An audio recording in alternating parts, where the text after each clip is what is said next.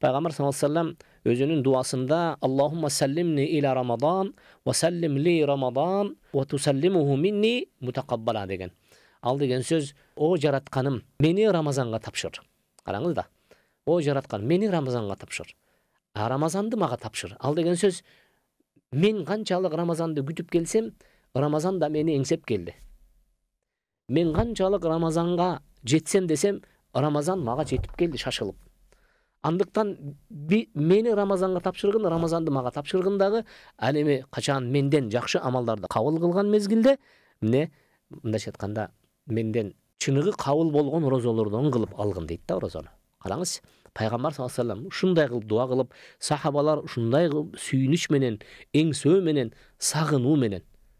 Балдардын бирөөсү сурайт экен, ата, биз дайыма эле орозо кел деп сүйүнүп, сагынып, эңсеп күтүп алабыз. Орозо дагы бизди сагынабы десе, атасы айтат экен, ооба балам. Орозо да бизди сагынат.